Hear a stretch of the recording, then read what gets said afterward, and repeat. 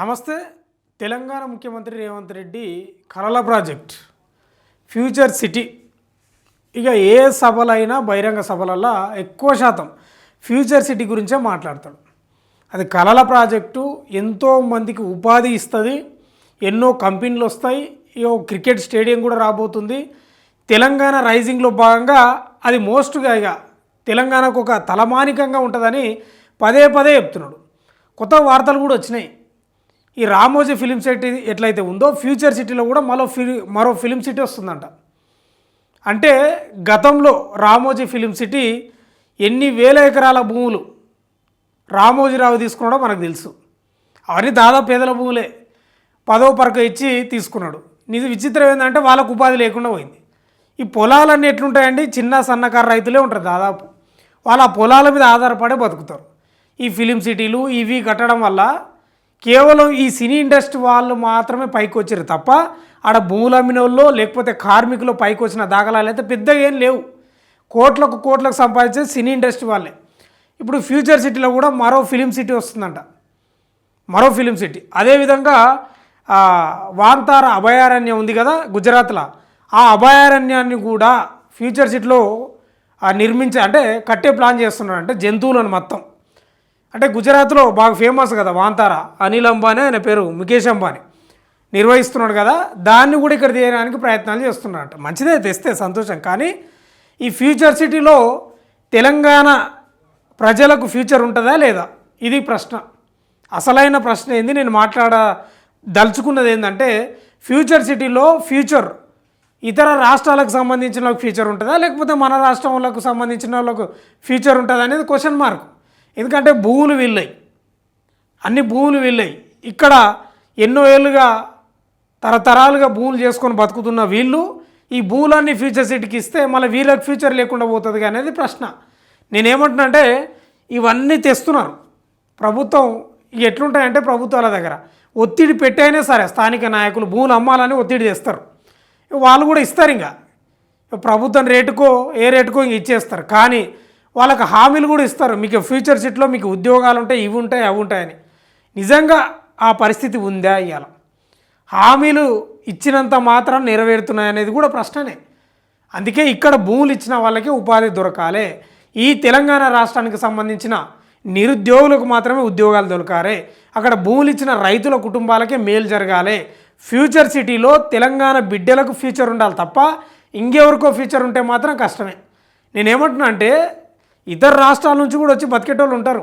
80% ఉద్యోగాలు మనకు రావాలి, 20% వాళ్ళకు పోవాలి. మరి ఈ ఫ్యూచర్ సిటీ కలల ప్రాజెక్టు పెట్టుకున్నాడు. ఎందుకంటే రేవంత్ రెడ్డిది ఏంది ఫ్యూచర్ సిటీలో ప్లాన్ అంటే, ఇప్పుడు హైటెక్ సిటీ అంటే ఎవరు, చంద్రబాబు నాయుడు గుర్తొస్తాడు. ఇక సెక్రటేరియట్ కొన్ని చూస్తే మనకి ఎవరు గుర్తొస్తారు, కేసీఆర్ గుర్తొస్తారు. అంటే నమూనాలు, ఆనవాళ్ళు. కేసీఆర్ ఆనవాళ్ళు ఎట్లున్నావో, చంద్రబాబు నాయుడు ఆనవాళ్ళు ఎట్లున్నావో ఈయన ఆనవాళ్ళు కూడా నిర్మించుకోనికే ప్లాన్ చేస్తున్నాడు. అందుకే పదే చెప్తున్నాడు, 5 ఏళ్ళు సరిపో, ఇంకో 5 ఏళ్ళు అంటే నేను చూపిస్తా అభివృద్ధి ఏంటంటే అని పదే చెప్తున్నాడు. మరి ఏం చూపిస్తాడు ఏం కథను ఒకసారి వార్త చదివినాక మళ్ళీ మాట్లాడదాం. ఫ్యూచర్ సిటీలో మరో ఫిలిం సిటీ ఏర్పాటుకు ముందుకొచ్చిన అజయ్ దేవగన్. ఇప్పటికే సల్మాన్ ఖాన్కు అవకాశం ఇచ్చిన ప్రభుత్వం వాంతార అభయారణ్యం ఏర్పాటుకు రిలయన్స్ సిద్ధమంట. 3,000 కోట్లతో 3 స్టార్ హోటల్స్ను నిర్మించనున్న ఫుడ్ లింక్ F&B హోల్డింగ్స్ అంట. తెలంగాణ రైజింగ్ సమ్మిట్లో కుదరనున్న ఒప్పందాలు. బాలీవుడ్ నటుడు అజయ్ దేవగన్ హైదరాబాద్లో ప్రపంచ స్థాయి ఫిలిం సిటీని ఏర్పాటు చేయనున్నారు. భారత్ ఫ్యూచర్ సిటీలోనే దీన్ని ఏర్పాటు చేస్తారు. ఈ నెల 8-9 తేదీల్లో జరిగే తెలంగాణ రైజింగ్ గ్లోబల్ సమ్మిట్ సందర్భంగా ఫిలిం సిటీకి సంబంధించి తెలంగాణ రాష్ట్ర ప్రభుత్వంతో అవగాహన ఒప్పందం చేసుకుంటారు. ఇప్పటికే మరో బాలీవుడ్ నటుడు సల్మాన్ ఖాన్కు కూడా ఇక్కడే భూమిని కేటాయిస్తూ నిర్ణయం తీసుకున్నారు. ఫ్యూచర్ సిటీలో ఇది 2వ ఫిలిం సిటీ. తెలంగాణ రైజింగ్ విజన్లో భాగంగా 2047 నాటికి రాష్ట్రాన్ని $3 ట్రిలియన్ ఆర్థిక వ్యవస్థగా మార్చే లక్ష్యంతో ప్రభుత్వం వినోదం, పర్యాటక రంగాల్లో పెట్టుబడులను ఆకర్షించాలని నిర్ణయించింది. ఈ నేపథ్యంలోనే 8-9 తేదీలో భారత్ ఫ్యూచర్ సిటీలో జరగబోయే తెలంగాణ రైజింగ్ గ్లోబల్ సమ్మిట్కు దేశ విదేశాల నుంచి భారీ స్పందన లభిస్తుందని ప్రభుత్వం తెలిపింది. ఈ సమ్మిట్లోనే అజయ్ దేవగన్ ప్రపంచ స్థాయి ఫిలిం సిటీని ఏర్పాటు చేయడానికి రాష్ట్ర ప్రభుత్వంతో ఒప్పందం కుదుర్చుకున్నట్లు వెల్లడించింది. రిలయన్స్ గ్రూప్ కూడా తెలంగాణలో పెట్టుబడులు పెట్టడానికి ఆసక్తి చూపుతుందని ప్రభుత్వం తెలిపింది. రిలయన్స్కు చెందిన Vantara animal rescue and rehabilitation centre, wildlife conservatory, night safari ఏర్పాటుకు ఈ ముఖేష్ అంబానీ కూడా మొగ్గు చూపుతున్నాడట. ఇంకా దీనిలో మనకు తెలుసు ఇంకా వీళ్ళది ఎట్లా ఉంటుందంటే వీళ్లకు ఇది చదివినాక చెప్తాను నేను, చేయడానికి ముందుకు వచ్చిందని వివరించింది. ఈ ప్రాజెక్టుతో రాష్ట్ర పర్యాటక రంగ రూపురేఖలు మారతాయని విశ్వాసం వ్యక్తం చేసింది. ఫ్యూచర్ సిటీలో 15,000 ఎకరాలు అడవి కోసం కేటాయించినందున ఇక్కడ వాంతార ఏర్పాటు చేసే అవకాశం ఉందని భావిస్తున్నారు. ఫ్యూచర్ సిటీలో వాంతార ఈ జంతువులు ఉన్నాయి కదా, ఈ జంతువులను ఒక పెద్ద జూ పార్క్, అది కూడా ఇంకా ఓ రకంగా 15,000 ఎకరాలు కేటాయిస్తున్నారట ఫ్యూచర్ సిటీలో. ఎన్ని భూములు అవుతున్నాయి రైతులకి, మరి దానివల్ల ఎంతమందికి ఉపాధి వస్తుందో నాకు తెలియదు. ఇప్పుడు భూములు పోయిన వాళ్ళకి అందరికీ ఉపాధి దొరుకుతుందా మరి వాంతారాలు అనేది కూడా ప్రశ్నార్థకమే. భూములు ఉంటే వాళ్ళు ప్రతి ఏడు పంటలు పండించుకొని వాళ్ళ తిండి తింటారు, ప్లస్ అమ్ముకొని బతుకుతారు. మరి ఈ వాంతారకి ఇచ్చినాక భూములు 15,000 ఎకరాలు మరి వాళ్ళకి ఉపాధి ఉంటుందా అంటే నాకు తెలిసి ఉండదు దాదాపు.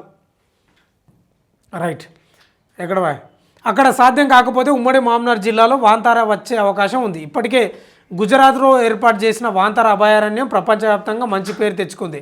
ఇవి కాక దేశవ్యాప్తంగా విలాసవంతమైన క్యాటరింగ్ సర్వీస్ అందించే food link F&B holdings company 3,000 కోట్లతో ఫ్యూచర్ సిటీలో 3 స్టార్ హోటళ్లను నిర్మించేందుకు ఒప్పందం చేసుకుందని ప్రభుత్వం తెలిపింది. ఈ ఒప్పందాలపై గ్లోబల్ సదస్సులోనే సంతకాలు జరగనున్నాయి.